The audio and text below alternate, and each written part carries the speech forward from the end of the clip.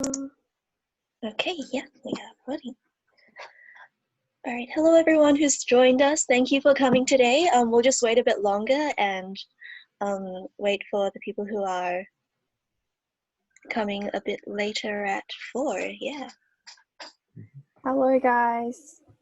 Oh yes, and this is our tutor today, Fiona, the amazing Fiona Gong. Yeah, amazing. I don't know. But don't be humble. We'll just wait a bit and then start at 4 or 5. Yeah. Yep. I think depending on how many more people will pop in, we'll either join at, we'll either start at 4 or just like 5 past. Yeah. Oh, and Joyce, I can't really see the chat. Oh. Yeah, so David is asking, will we upload the recording for people who didn't come? I think it'll be on our Facebook page, right? Yeah.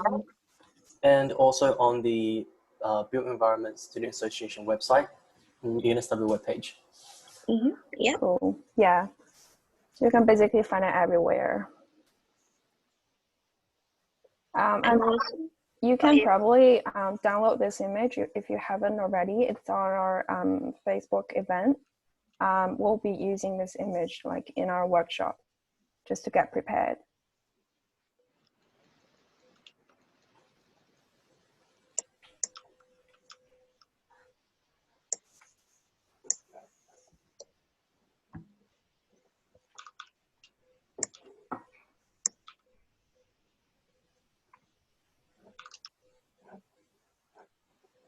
Actually, how many people do we have here already? I think, because I can't really see everybody.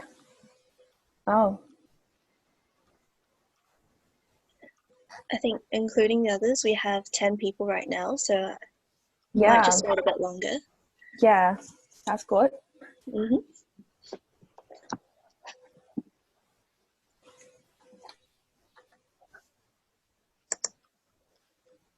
Oh no, it's not like 2 artboards. It's actually like the image. If you learn about our workshop from the Facebook page, I just did a post with that image there. Does everyone actually have this image? I can share it in the chat.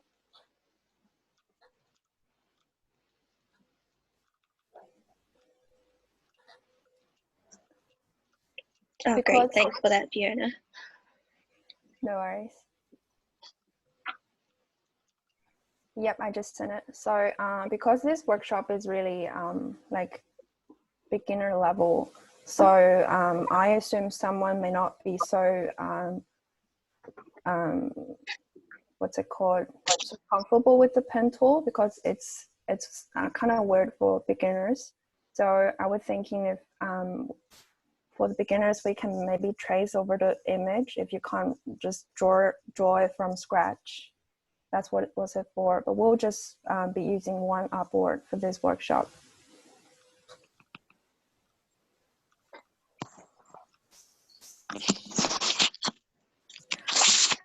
And just to get to know you guys a bit more, so who has experience with Illustrator, and how long have you been using this software, or do you like this is the first time you've ever been exposed to this software ever? I'll just go through all the deeds like later when we have more people come in, so don't worry. But the size of the artboard is 300 times 300 millimeters. It doesn't really matter actually, because Illustrator draws vectors. That means you can like enlarge it or shrink it, and the quality of the image won't change.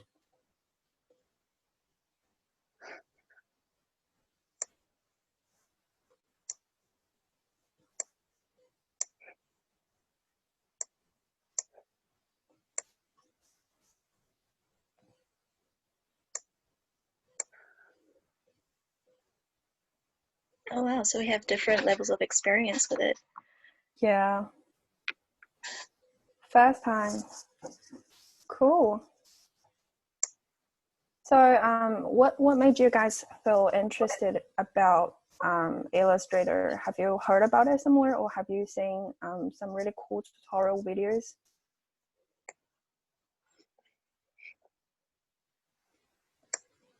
Used it, but not too great. Yeah, I think that's probably like most of us from BE, because we don't I don't think any of the degree really teach Illustrator, but we do use it a lot if you want to. Yeah, it's very useful, especially when like editing the line work for final presentations and stuff. Yeah, true. Yeah, it is very powerful.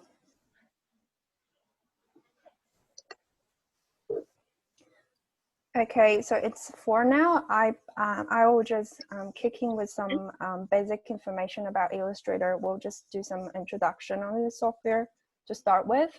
And hold on a second, Fiona. Sorry, I'll just do a quick welcome to everyone who's joined us today. Thank you all for coming today.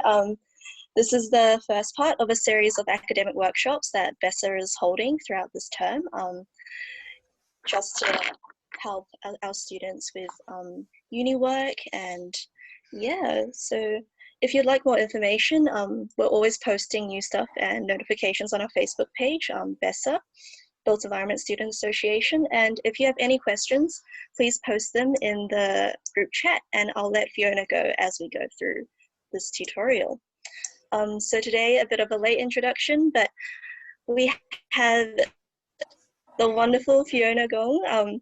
She's also our HR director at BESA, as well as the media director at another society as well. So she's very qualified and has lots of experience with these kinds of software. Thank you, Joyce. Yeah.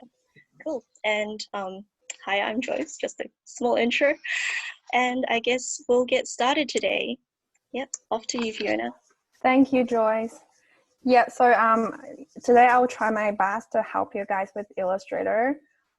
So basically, so to start with, I want to give you guys some basic information on Illustrator. For example, why is it different with Photoshop, which is mostly used by BE students? So talking about the difference between these two, there is a very essential concept, that is vector and pixel.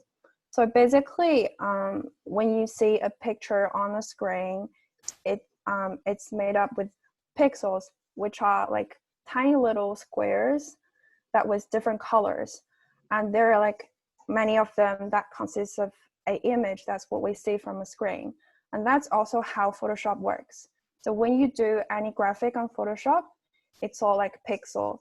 That means it has certain level of quality. You will have some really blurry image when it doesn't really have a lot of pixel in it. That's why we call it pixelated, right? So for example, you have a really high quality image, but then when you zoom in, you will see those kind of squares aligning. That's pixel. But Illustrator is very powerful because it actually creates a vector image. Vector means there's no like pixel, there's no little squares creating those graphics. It's all like pure color. So for example, the one I have here, this will be the final product of this workshop today. But if we zoom in, like there will never be any blurry because it's vector. That's why I really like Illustrator, because when you want to create some graphic for, say, advertisement, or just some basic graphic for society, for any marketing material, or even just for your studio work, the quality of the graphic is very clear and the size of the graphic is very small, which is really good. That's also why I think Illustrator is very important. Yeah, so that's why I think Illustrator is worth learning. I'll just start with today's content. So today we'll be making this little planet together. So I'll just close the chat window for now. So if you have any question, you can still talk in the chat, and Calvin will just remind me if there are some common questions. And please feel free to stop me whenever you have any question, or you feel like I'm doing too quick or I'm not being really clear. I'll just stop and do the illustration again. So I think before creating a blank canvas, I want to actually show some breakdown of this graphic to help you guys understand how to make a really professional or really nice graphic from Illustrator. So as you can see, like on the first look, you may think this is a little bit complicated for you if you're just starting with this software. Because first of all, there are a lot of elements. They're not very regular. For example, the clouds, they seems really flowing. And also the colors, like the gradient. So some common question would be, how do I choose those colors? How do I create those kind of curves? How do I know how to make them pretty? And I'll answer the questions like in the following workshop. So to break it down, as you can see, so most Adobe softwares work in layer system. So no matter it's 2D or like a video, it's basically all layers. So a good habit to start with any Adobe Suite software is to really rely on the layer system. For example, for some beginners, you may just work on one single layer throughout and end up with like a really messy graphic that's like all on the same layer that you cannot really separate them from one to another. Of course, there are ways to separate them, but to save your time and energy and to make your graphic more organized, you can simply create different layers with different elements. Basically, you will have one separate layer for the background. And for example, for this planet, as you can see, it's also on one single layer, but if you, if you break it down, there are like one more layer for the shadow and one more layer for, for the craters, and one more layer for the overall shadow. So basically, if they're like in different colors, or they have different strokes, stroke weights, or just by all means, when you find them different and you think there's a proper reason that you need to put them in separate layer, you need to do so. And then a separate layer for the whole planet. And I need to bring back the background. For this little flag here, there's a separate layer for the bar, for the flag, words, and separate layers for stars. So as you may know, this workshop is the first part of the After Effects workshop, which means we will bring this little planet here to our second workshop and to animate it in After Effects. That's why I have separate layers for everything, like for even every single star. But normally when you create an Illustrator graphic, you don't have to do so. You can put them in like one layer. That's totally fine. So that's the basic components of this graphic. So now I think we're ready to start. Just gonna close this.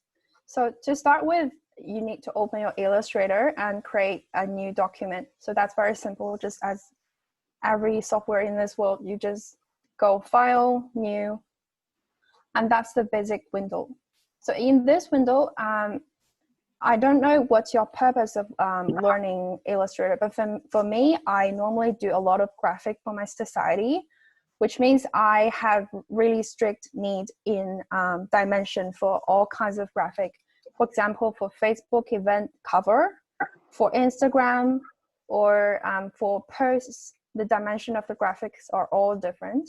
I have, so on this page, you can actually save whatever dimension you need, but I actually normally create those graphics in Photoshop. So in my Photoshop, you can see all the different dimensions I saved for different purpose, but not here. But normally under print, you will have whatever you need. which are basically A4 and A3. If it's a square, you can basically create your own square, depends on your needs. So I'm just gonna leave it to you guys. And also because of the feature of Illustrator, it creates vector. You don't really need to have any specific dimension normally, because even if your canvas or like your graphic looks really small on your screen, you can actually stretch it to any size you want without losing the quality of the graphic. That's also why we don't actually need a really big canvas. You can only you can simply have the same ratio of the width and height. For example, if I'm making a large commercial advertisement on a wall, I did one that's 1 meter tall, 6 meter long, and I did it on Illustrator. What I did was like 100 millimeter and 700 millimeter, because you don't need that. You can stretch it as you want. So the dimension for today's little planner, we will be doing on a 300 millimeter times 300 millimeter square canvas. Yeah, there's no specific reason anyways. And orientation, it doesn't matter because it's a square, but you can always choose portrait or landscape. Now bleed. So I would spend a minute on this because bleed is actually very important. Most people don't actually know why we need to set margin of bleed for your creation. This is actually for printer. So for example, if your artwork will be printed, as we all know, printers doesn't really print all the way to the edge of the paper. There will always be like a margin around. So when you really stretch your full page graphic on the paper, most commonly it'll eat up the edge of the graphic and you will lose some details. So what it actually allows you is to, on the canvas, it'll set, say, 5 millimeter edge all along the page. And when you draw your illustration, you will pay attention to it, say, okay, I can't really draw out of the boundary. And then when you print it, it'll just naturally leave that edge without losing any of the quality. So the most common setting are 5. And this little clip here is just to align everything. So you say 5 here and you click, everything will become 5. But like for today, because it's all digital, we don't actually need it. But that's a very important knowledge for you to know. It's also the same in Photoshop. So yep, create. Now, at this stage, you might want to save it to wherever, your desktop or a folder. That's also a good habit, but I don't really like to do it, so I'll just skip it, but that's the time when you should do it. Okay, so as I assume most of you will be beginners, so today we'll just start with something really simple. We'll basically be tracing over this graphic. So if you want to trace it over, you, as I just did, you drag the image in, or like you can go file, import, but I'll just drag it in. Yeah. And oh, sorry. For those of you guys who joined us a bit later, the image is uploaded at the very top of the chat, I think, and also on our Facebook page and our newest post as well. So if you want to quickly download that to follow along. Yep, I can share it again because I don't know if like they'll still be able to see the history, but it's there again. Yep, so no worries. Thank you, Joyce. So as I said, as a good habit, you want to make it a separate layer. So what you do is you first of all match the size of the graphic with the canvas. It doesn't have to be like 100% accurate. It just have to be there. And then you create a new layer by clicking this. Okay, so if, for example, if you don't really have it, that's the icon of the layers. So just basically 2 papers on top of each other. And if you don't have it there, if you can't find any tools like you need on the toolbar, you simply, oh, yeah, all good. I'm going to tell you how to fix that. you simply go to window, and then it's just all there. For example, layers. If you click layers, it'll be there. For example, if I close it, like I don't have the layers, window, layers, then the layer will be there. It might be floating like this, like a window floating here. You can always fix it onto the bar, depends on like what you need. If like you have a whole blank thing, like you have no window, no tool, you can still stick it to the edge and it will become like a part of your routine workspace. Some common ones we use are like stroke. So here you have the basically the type of the strokes. You can add arrows, you can turn it into dashed lines. So you want to make that open. You can also go away. Sorry, you can also find it from window, stroke, here. I think that's it. Like we don't really use a lot of features today, so don't worry. I hope that's helpful. So back to the layers. So now I want to place this onto a different layer. So as you drag the photo in, it will just naturally sit on the layer you're at. And as I had a blank canvas before, that's its layer. So I'm gonna name it as base, or whatever you want to name it as, doesn't really matter. And if you're gonna trace over it, you might wanna lock it because you don't want to like mess it up when it's floating around and you click on it and it'll just move with you. So this little lock here, it's to lock it, so you can't really select or move or do anything to it.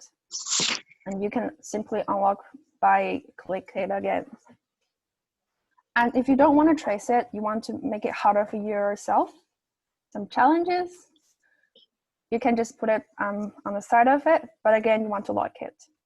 So the point of this canvas here is when you export, so file, export, when you export things like PDF or like export as images, it'll only collect the graphic from the canvas. So you really want to draw your stuff on this canvas. That's why it's there. But actually you can draw wherever that is, like within this boundary.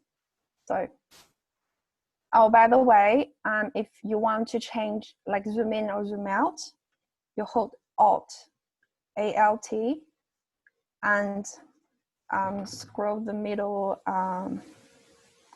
Joyce needs some help. What's the English? Yeah. It's like the middle scrolling button. Yeah, that thing on your mouse. And then as simple as that. If you want to quickly move from left to right, that's Control or Command for Mac, Apple, yeah. And then still the middle button, it'll just move that way.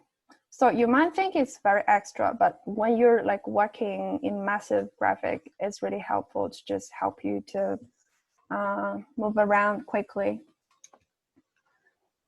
So now I'm gonna start from the background. So you can create a new layer by clicking this little page here. Again, if you accidentally lost your layer, it's there, like the 2 pages, click it, and then you can see the new layer button. When you want to delete some, you can select it and drag it to the bin. Very simple. So this one, I'm gonna name it as background. So as you can see here, the background of this little planet, I might actually do the trace version. The background here is a gradient. So the first tool we'll be using is gradient. So how we do it? First of all, we need to create a rectangle or like a square. So that's the shape tool. It has rectangle, circle, stars, polygon. If you click onto it and hold your mouse, like you just click and hold, you can see like the full menu, and then choose rectangle. And you click and hold shift. That's how you draw like a square. That's also how you draw circle or like a regular star. I think that's common knowledge. So yeah. So the original stroke color will always be black, and the original fill will always be white. Okay, so now I realize I actually need a copy on the side because you can't really take the color. Yeah, that's better. So now I normally will just take off the stroke. By doing so, you need to click on the stroke layer, which is here, and then do none.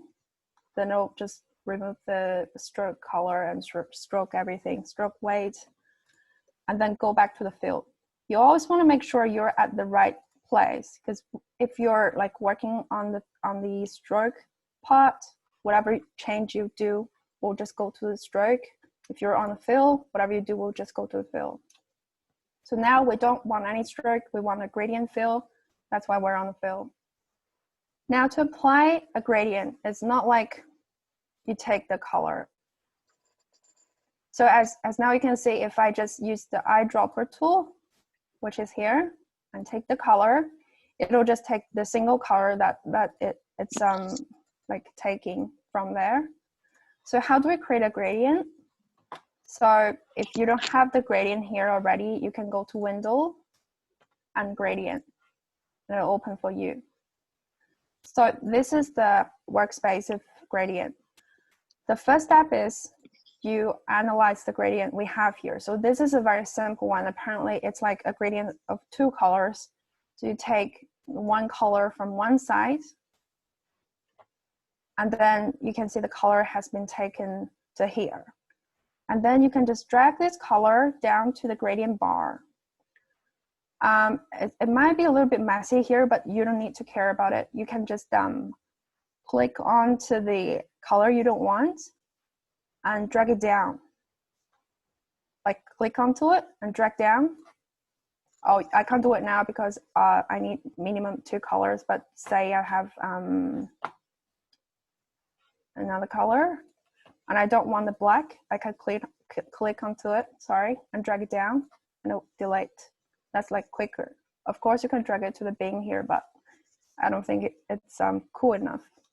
Okay, so now I'm just gonna take the correct color from down below. You always want to go to the 2 sides of it. Like say this is not a linear, it's actually got an angle. So the correct color are from this corner and that corner. So again, I grab the correct color, I put it to the end, and that's like a wrong one. I don't want that, so I click and drag down. Okay, so that's our gradient. Now you may notice that it's kind of different because this one is from left to right or right to left. It's not like from corner to corner. So there are 2 ways to change it. The easy way, you can just go to the gradient tool here. You click onto it and drag along the shape with the gradient. And you can just simply change the angle of the gradient. And when you're doing this, if you pay attention to this little window here, you can see actually the number here is changing as well. So another way to do it is you can actually choose an angle from here. But for me, I think that's a lot of thinking because sometimes I need to decide which way it actually goes. For example, I think it's minus 135, but it actually goes the other way. So I'll just do this. It really depends on you. If you're like super precise with graphic, you want it to be right on spot, you may want to go with the numbers. So that's a gradient. Because this gradient is a background, you still don't want it to move around with you. So I'm going to lock it as well, and I create a new layer. So the way I do it is from bottom to top. For example, the bottom layer from the original graphic, is apparently the background. So I start from the background and to the cloud and to the stars and to the planet, or like whichever way you want.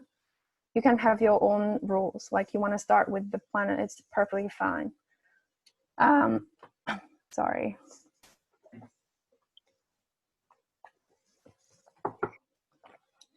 So now I'm going to do the planet. So planet, again, it's just a circle, the base of it. So we'll just go back to the shape tool. You'll click onto it and find the circle. And again, you'll hold shift. So if you want it to be exactly the same size, you can, okay, there's still two ways. One is be Fiona, you can guess where it is. So you check it by your eyes and find like, okay, it's approximately here. What I meant was like,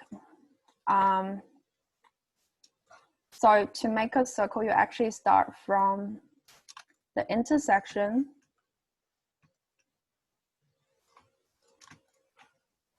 of these two perpendicular lines, like here. But I'll just roughly drag along it. That's the way I do it, like without any lines. That's normally what I do. But if you're not so familiar with the whole Illustrator thing, what you can do is you can bring out the ruler by holding Control R or Command R if that's MacBook. So here are our rulers. Is there a question? Thank you, Russell. So it's very easy, really. You click on the ruler, you drag it down to where you want it to be, and same this way. And when you want to delete it, you simply click onto it, or actually select it. It'll turn green and delete. So sometimes you will accidentally actually select the ruler line, but you need to pay attention to that because sometimes you don't really want to delete it and you delete it.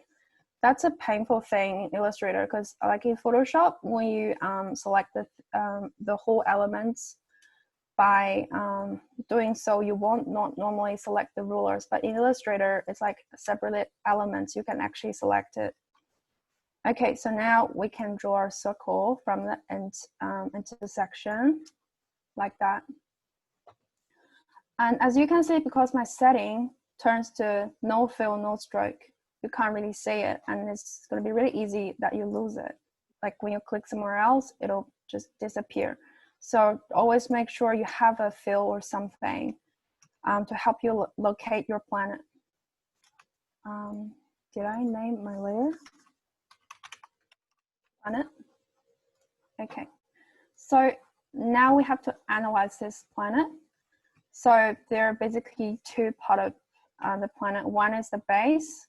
Another one is the craters on its surface. And there are shadows as well. So we'll start from the base. You simply click on the eyedropper tool and then take the color because there's no gradient. That's the base of it. And then, okay, there are many ways to do so. You can create a sub layer by doing so, like this little angle, little page, that's a sub layer. And then you can create a sub layer on your planet. And then I'll name it crater. And you can actually lock the sub layer, like lock the base of it so that it doesn't move with you, and then create the little craters. You don't have to be too rigid here. You can just create wherever you want. The size, it's your choice. So still the circle tool, and then the eyedropper to take the color. I might want it to be smaller. Okay, there's a hint here. So when you're creating this kind of graphic that has many repetitive elements, you always want to make sure you don't have too many different sizes. For example, you could have made all the circles that sizes differently, but it's going to be super messy visually. So what I'll do is I make these two circles the same size. You can simply click onto this circle, hold Alt, Alt, and then drag it. You can just simply make a copy in this way. Click onto it, Alt, drag it. That's how I make like a copy of it. So it's got the same size, stroke and fill. And same for the smaller ones. Now it looks a little bit more like a planet. So that's a crater. And you can create another layer and call it Shadow 1. Now we're going to do the shadows for the craters. So what I'll do is I'll actually copy the craters. Now I have a new set of craters.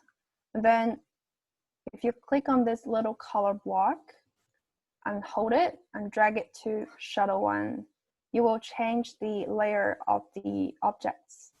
Now they're all in Shadow 1.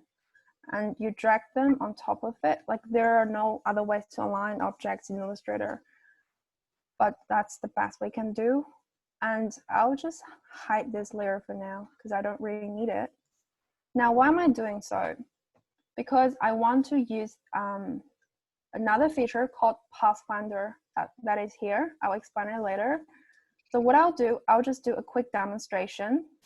Now I'm holding Alt and the middle wheel of your mouse to zoom in. What I'll do is I'll use the pen tool to draw a curve along it. Sorry, I'll use a different color to make it clear for you guys to see it. And just don't care about what's it going to be outside of this circle. So I have that curve that is overlapping with this circle. So now what can I do if I only want the overlapping area? I can select both of them and go to Pathfinder. Now again, if you don't have Pathfinder there already, you can go to Windows, Window, Pathfinder, and then it's just like two overlapping little squares. Click onto it, you'll see all the features. So as you can see, you can use it to merge or to separate shapes or paths like the strokes. So in this case, you can do both. You can do either, like for example, I want the overlapping area. I'll just choose shape overlapping. It'll just give me that shape. But you can also choose like this one, crop.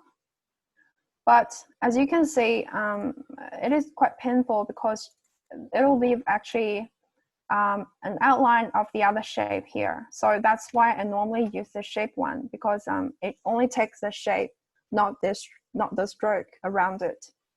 So through that, I guess you can probably understand what's Pathfinder. It is basically take the overlapping section of a section of two shapes or two paths, like without fills.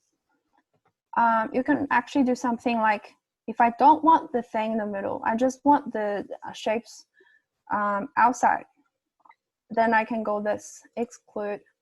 It'll just give me a shape without the area in the middle. So it's really convenient. Sometimes you say some really abstract, really amazing shapes that's been created in Illustrator, and you may think, how can I make this? Actually, a lot of experts of Illustrator, they just simply use Pathfinder to create some really complicated shapes by cutting and overlapping simple shapes. Okay, so now I'll just go intersect. So you can probably do the same for everything else, but again, to make everything similar, because as you can see from here, because for shadow, if you want it to make sense, the angle of the shadow and the size of the shadow needs to always be the same, or at least similar. You can basically hold Alt, click onto it and drag and resize it to fit another circle.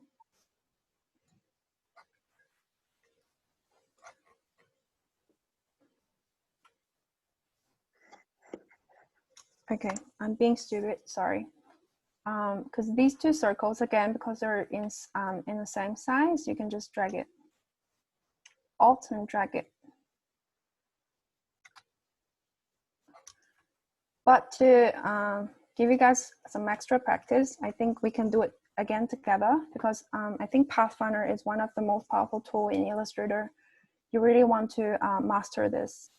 Okay, so now you better have another shadow here as a reference. And I think I forgot to mention how to use the pen tool. So now pen tool, I think, is I would say a very difficult tool, the most difficult tool in every Adobe Suite software. They're basically the same. So when you're drawing a line, a straight line is basically click and click. When you're drawing something like a curve, you first want to decide the start of the curve by clicking like that. And then you click on the end of the curve and hold on to it and drag. And then you can actually test it with yourself. Like you just drag and play with it, and you can see like the curve is actually changing as you move your mouse. So now how do you get a precise, is there a question, by the way? Oh, it's a compliment from Hamid. Oh, thank you. I thought, because I might be talking really slow, like, but I just want to make it really detailed for you guys. So first you confirm the start of the curve and then the end of it, and then you hold on to it, don't let it go. So as you can see, when I'm doing this, the curve is actually tangent, like perpendicular to the line. If okay, I don't know, but if you guys see here, the curve is actually cutting the line. That's how you get an idea of where your curve is going. So for example, I want to make a curve like this. I start from here, and because the curve is like this, right? That means it's perpendicular that way. So I would just drag it and see if it's the same shape and if the line is cutting the same way.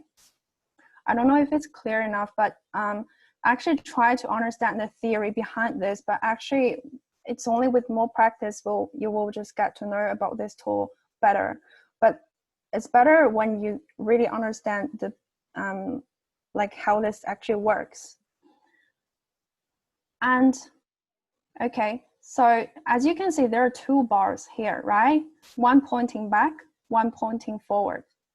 It's actually very easy to understand. The one pointing back decides the curve that's like behind it. So now you have this curve. Why it's this shape? Because it's like cutting this line this way. And the one pointing forward decides, I might just quickly, okay. Sorry. So the bar pointing forward decides the curve, that's the next curve you're gonna draw.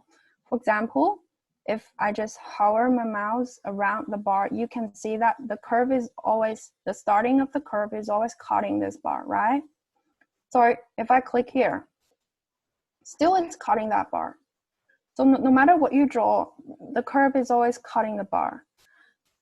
Now, how do you change the shape of the curve?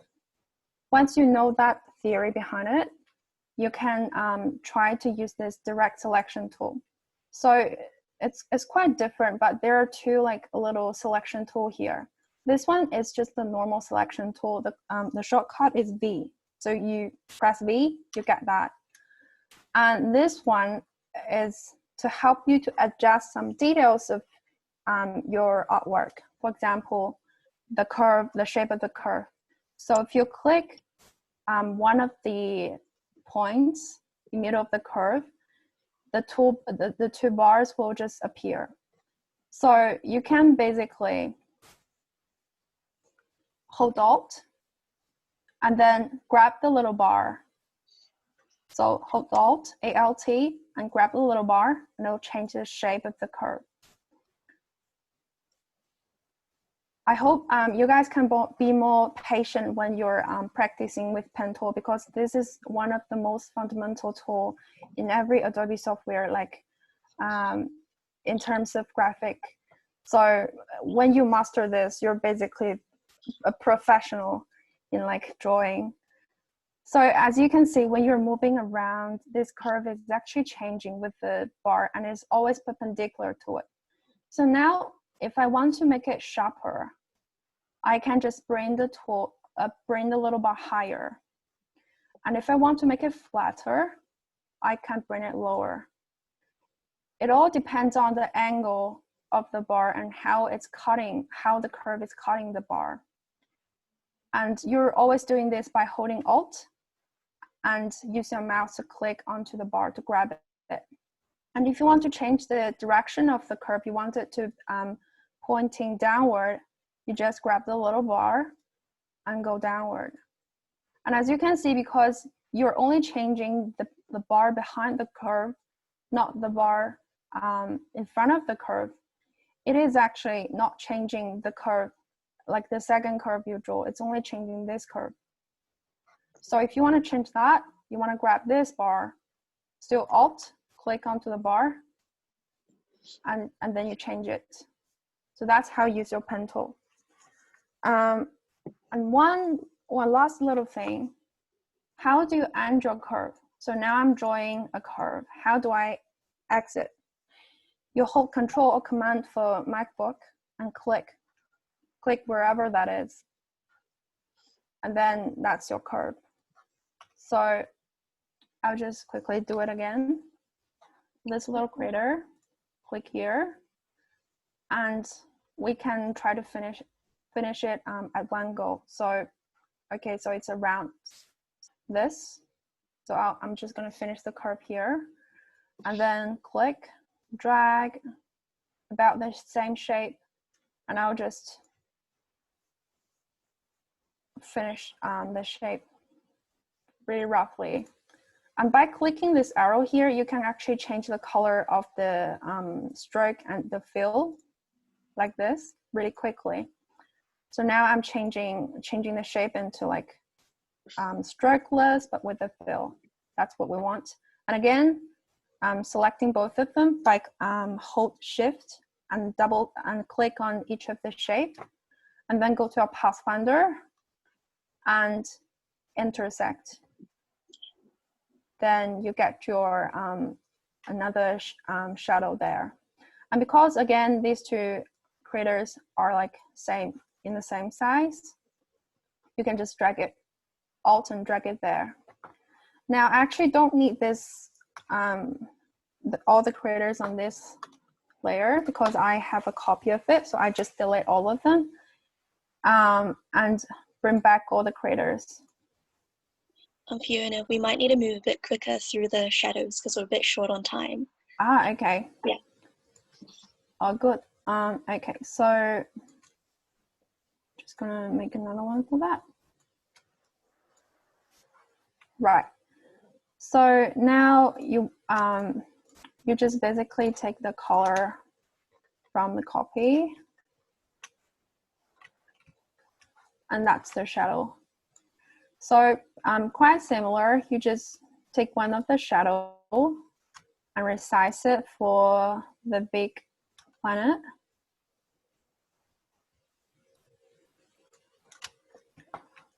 And you take the color, and you may notice that actually there's like a third shadow here. So the way to do it is quite similar. You do a copy of this crater and a copy of both shadows and put them back together. And what you need is the intersection of these two shapes, right? So something like that. And you bring it back. Okay, actually, I think what we're gonna do is, we actually still need this part as well. So what I'll do is I'll go back to the selection tool and drag this a little bit. We can actually go like intersection, but that's gonna take a lot of time. So I'm just gonna cheat on this. Okay. And then intersect. And that's your third shadow. And you take the color from there. Okay. Now you can always adjust the precise position, location of each of them, but I'll just leave it to you guys. So that's the planet. The flag is quite simple, so I'll just do a really quick demonstration. It's basically just, okay, now you want a new layer. Borrow a stick. Fiona, before we move on to the flag, we've got a quick question from Matthew. So he's asking, Cool. Is it possible to reduce the opacity of, or something similar to create that third shadow? Of course. I think he's talking about that one between the big one and the small one. Yeah, so that's totally possible, but you always want to have like a different kind of color. So for example, some graphic designers use really different colors to do shadow and light. So that's why I'm introducing this kind of way. But you can always go Window, Properties, and there you can see there's opacity. So that's very simple and quick. You can do it that way as well. Did that answer your question, Matthew?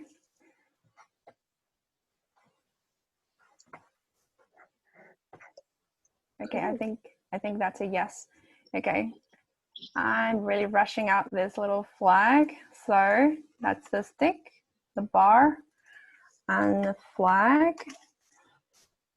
The flag would just be a really simple use of pen tool.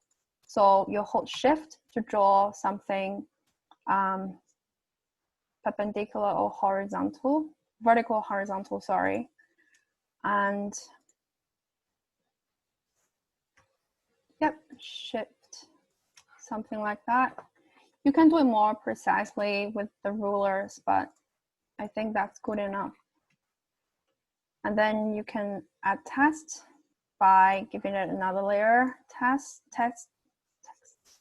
sorry, then text.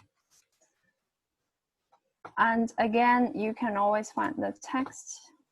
I think it's character though.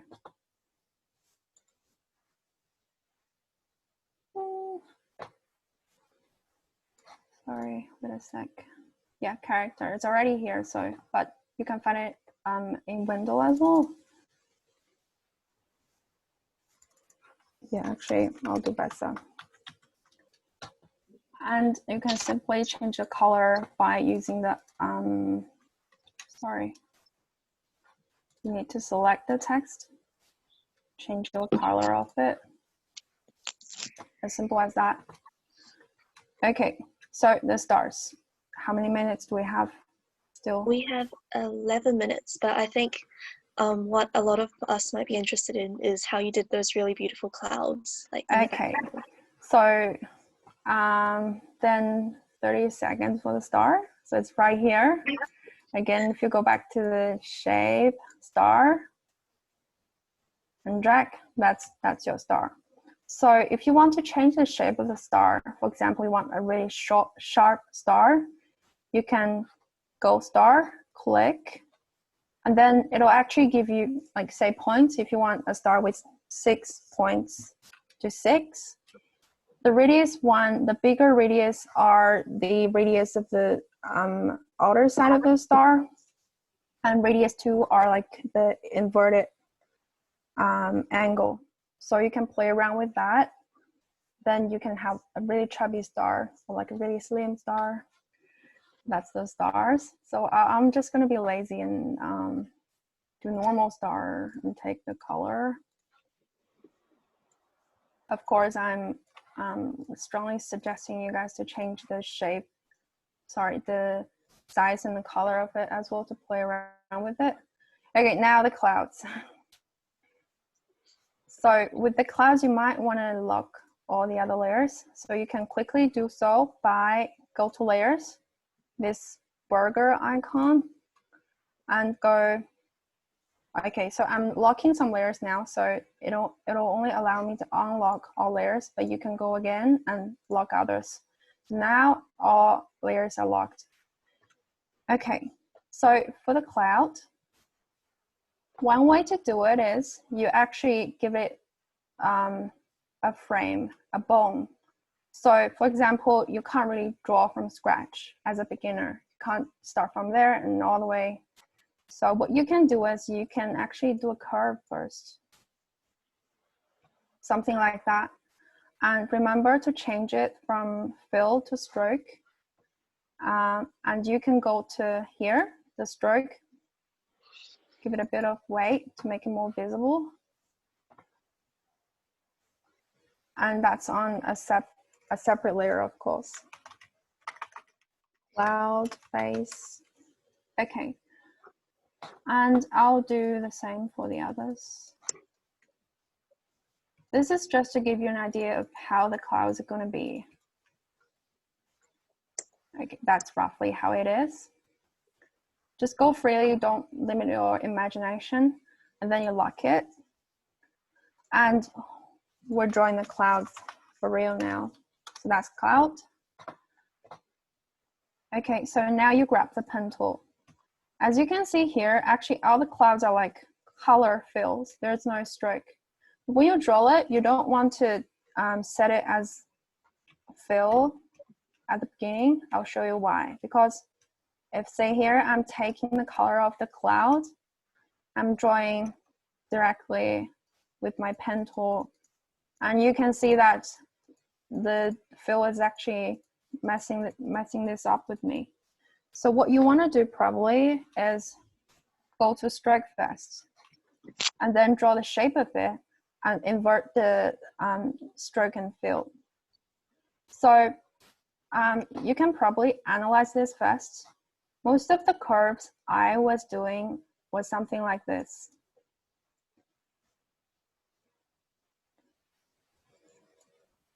There's no formula really, but you can really do some observation when you're collecting some of the like vector arts and see how they're dealing with the outline of the cloud.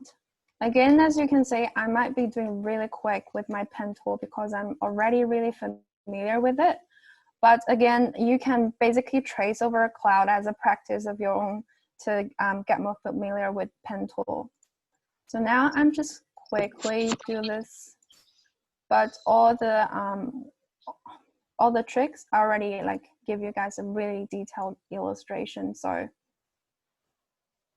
okay, now as you can see here, this is really weird, right? Like it's not a curve, it's like a curve stops and then goes the other way. So again, what you can do is you click here, make it a really sharp turn. And as you can see, I was only clicking, I'm not dragging. So I'm actually creating something like start with a curve but end with a line. That's why you don't really, when you start your next curve, there's no such thing like it's always really curvy. If I just go click, the next curve will just be starting from a really straight line, like here.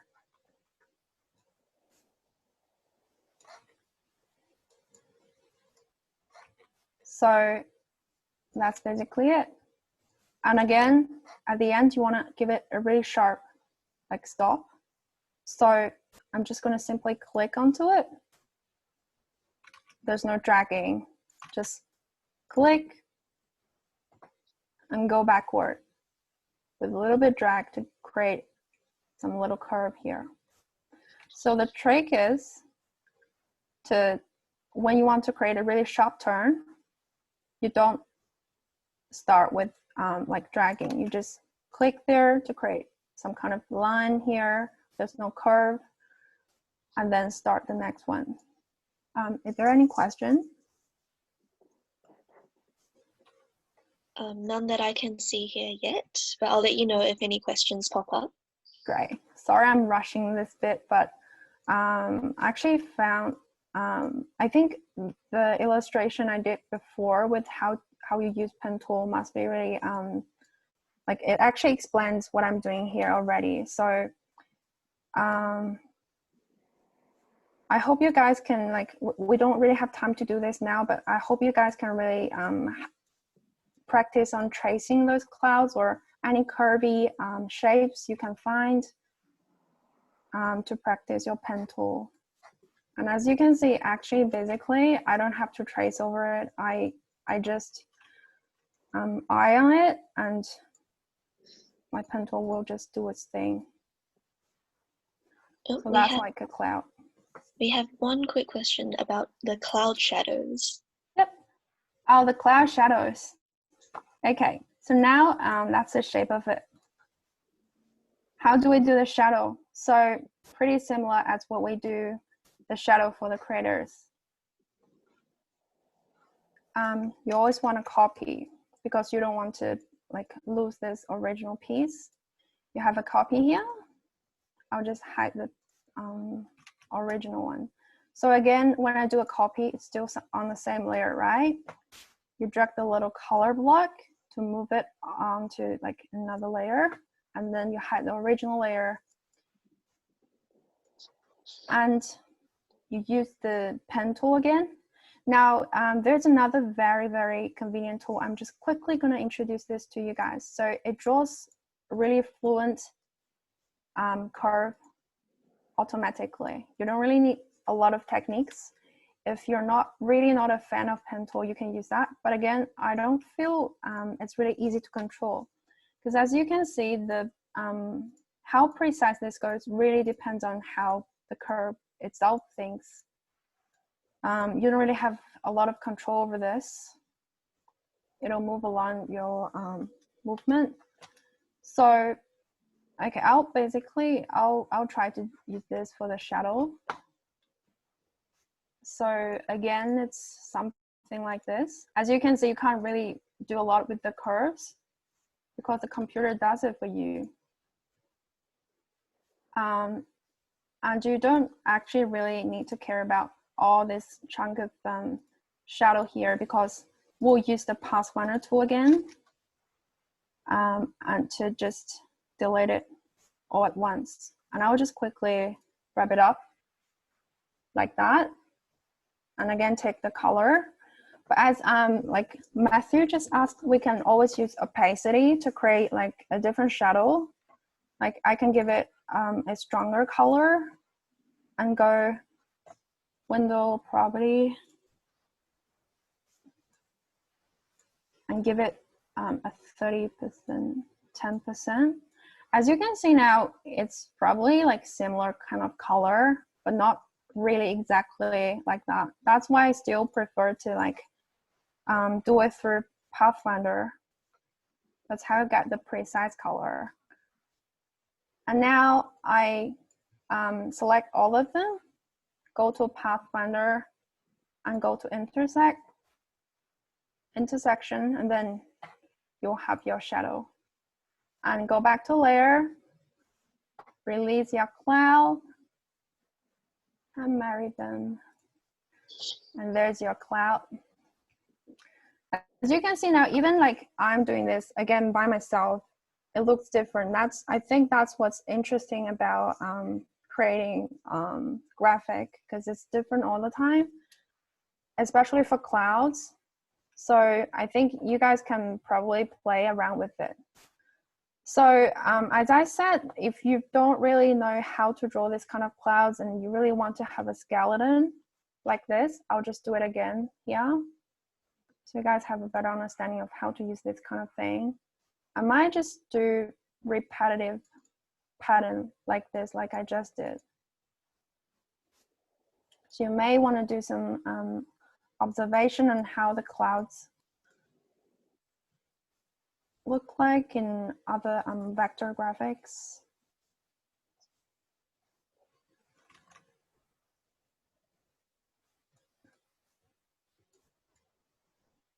Then something like that.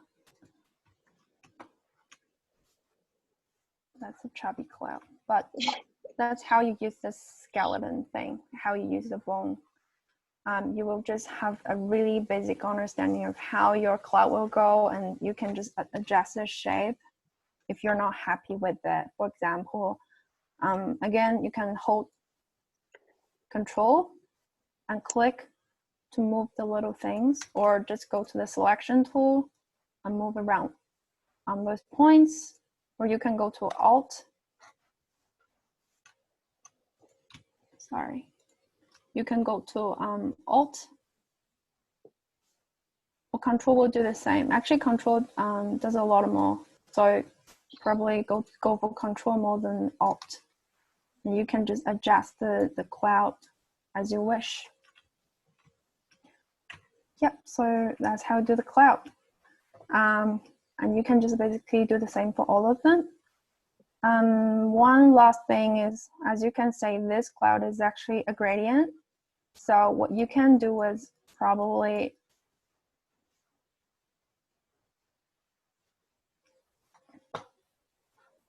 use the gradient tool again. Let's do a quick recap. So find your gradient, or in the window, use the eyedropper tool, take the color, and it's here again. You drag it down and drag down the color you don't want.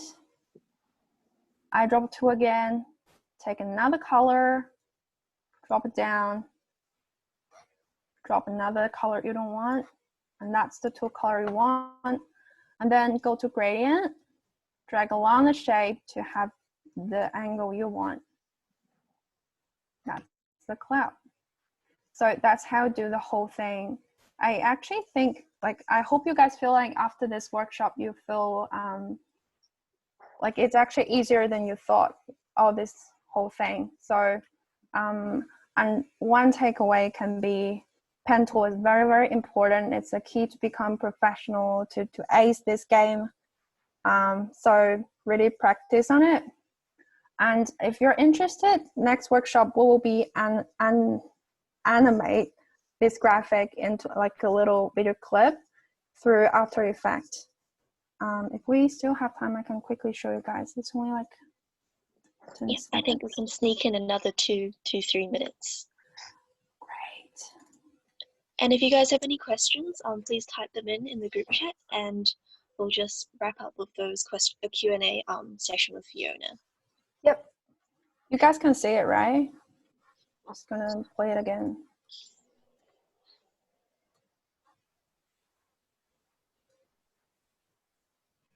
So that's just the video clip we'll be doing for the next workshop. So if you can finish this little planet by ourselves and bring it to the next workshop, we'll just animate it. And I think it's going to be really interesting. Yep. So we have one question here from Matthew. He's asking if the gradient tool for the cloud shadows is better than doing the Pathfinder method that you're doing. Well, it really depends, because it's, as you can see, it's not the same. It's really not the same. It really depends on how do you want the cloud look like, because it really depends on your style, really. I personally use both of them because, as you can see, they actually go well together on one graphic. You wouldn't feel like it's really weird. And I really suggest that like we master both of it, because they're all like, all the features I introduced today are like really basic. If you get to know all of them, you can just put them together and make a really, really nice graphic. Yeah. Yeah, thank you for your question, Matthew. Do we have any other questions for Fiona?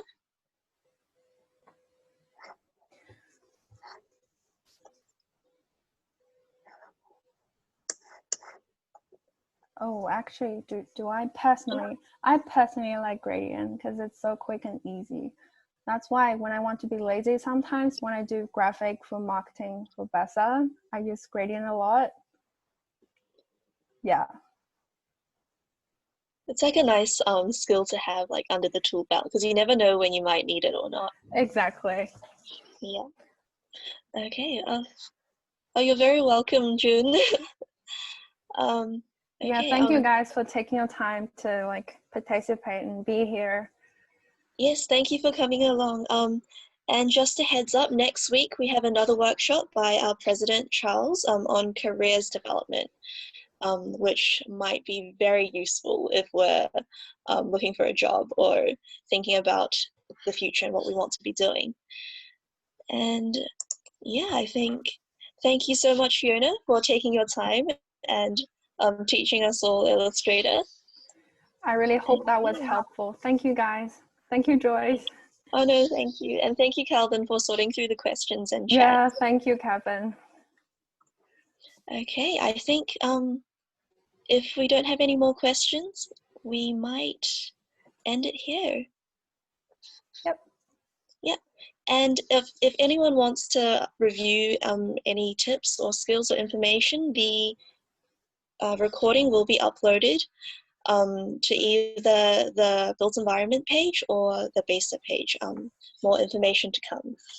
All right. And also YouTube. Oh yes, and also YouTube. Thanks, Yeah. Russell. Okay. All right. Thank you, guys. Take care. Thank you. See you next time. How do I end this? Oh wait, hang on. Here we go.